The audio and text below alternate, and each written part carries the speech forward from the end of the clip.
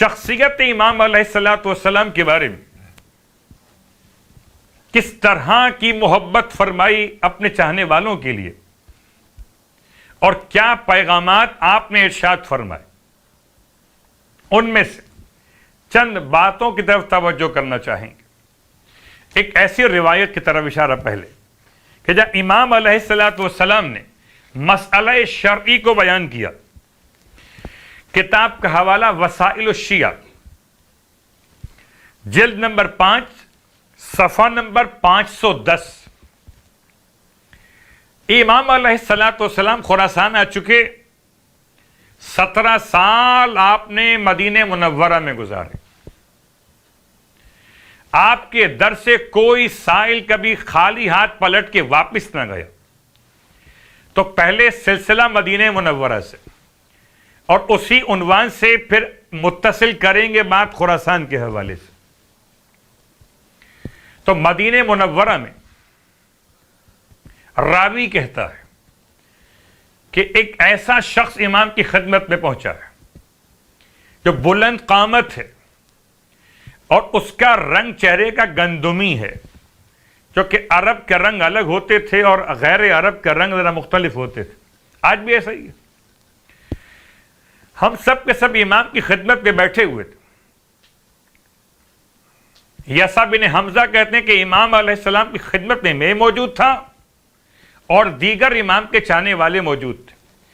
یہ اجنبی مسافر وارد مجلس امام رضا علیہ السلام ہوا اور امام کو آگے سلام پیش کیا۔ امام کو سلام پیش کرنے کے بعد امام نے سلام کا جواب دیا، اور یہ امام کی محفل میں آ کر بیٹھ گیا۔ اس نے امام کی خدمت میں عرض کی، مولا میں اپنے وطن میں صاحب حیثیت ہوں،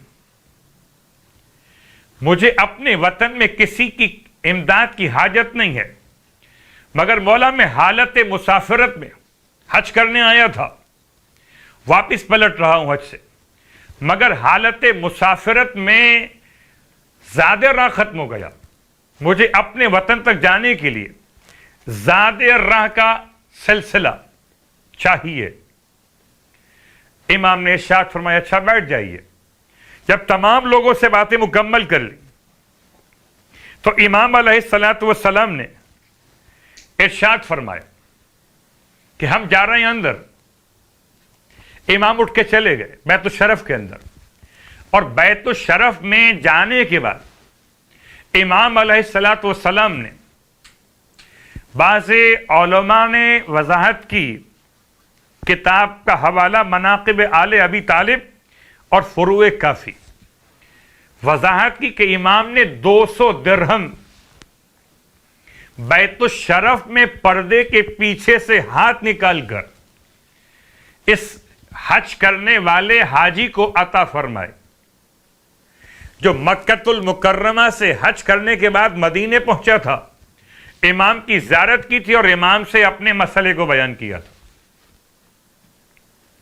امام علیہ السلام نے ارشاد فرمایا، یہ 200 درہم لیجئے اور آپ یہاں سے چلے جائیے۔ اس نے کہا تھا کہ مولا میں غریب نہیں ہوں، میں جب اپنے وطن پہنچوں گا تو آپ کی طرف سے دی گئی رقم کو بطور صدقہ لوگوں میں تقسیم کر دوں گا۔ امام نے پس پردہ بیت الشرف سے ارشاد فرمایا، یہ لے جاؤ اور ہماری طرف سے صدقہ کرنے کی ضرورت نہیں ہے، تم لے کر جاؤ اور اپنے وطن تک پہنچو، اور اب اس سے پہلے کہ تم ہمیں دیکھو ہم تمہیں دیکھیں، تم رخصت لے لو۔ حکم امام تھا، اٹھ کے جانا پڑا۔ وہ درہم لے کے چلا گیا۔ امام علیہ السلام جب بیت الشرف سے باہر آئے تو لوگوں نے، صرف 2 لوگ بیٹھے ہوئے تھے، سوال کیا مولا سے، مولا آپ نے سوال اس شخص کا پورا کیا، اسے عطا کیا پس پردہ۔ ارشاد فرمایا، عزت دار شخص، ایک مومن، صاحب ثروت، صاحب حیثیت، اس کے چہرے پر سوال کی ذلت نہیں دیکھنا چاہتا تھا۔ اللہ اکبر۔ اس لیے پس پردہ بیت الشرف سے اسے دیا گیا.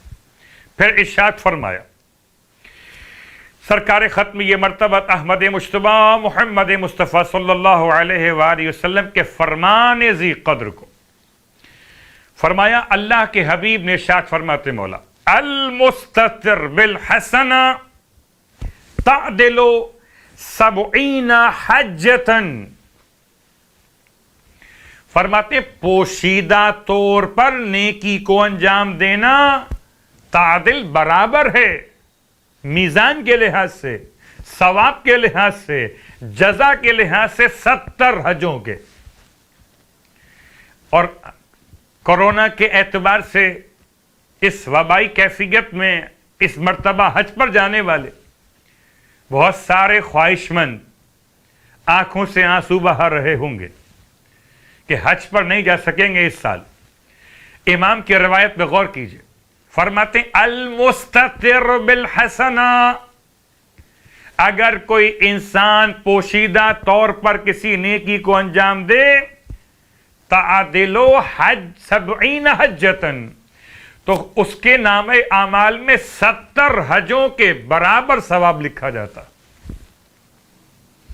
اور جب بات پوشیدہ نیکی کے اعتبار سے امام نے واضح فرمائی اپنے جد کا فرمان تلاوت فرماتے ہوئے، تو اس کے ساتھ ساتھ اپنے جد کے فرمان کو مکمل کیا. وَالْمُزِيُّ بِالسَّيِّئَةِ مَخْذُولٌ، اور اگر کوئی گناہوں کو سب کے سامنے انجام دے، المذیع اذاعتن، اعلان کرے، پھیلائے، انتشار کرے اپنی برائی کو، مخذول، ایسا شخص رسوا کر دیا جاتا ہے. اگر کوئی چھپ کر نیکی کرے تو 70 حج، اگر کوئی سب کے سامنے گناہ کرے تو رسوا اور ذلیل. والمستتر بہا مغفور، اور اگر کوئی چھپ کر گناہ کر بیٹھے تو پروردگار عالم اس کے گناہوں کو معاف کر دیتا ہے. امام رضا علیہ السلام کی بارگاہ مقدس میں سائل کا آنا اور سائل کا آنے کے بعد اپنے لیے امداد کا سوال کرنا.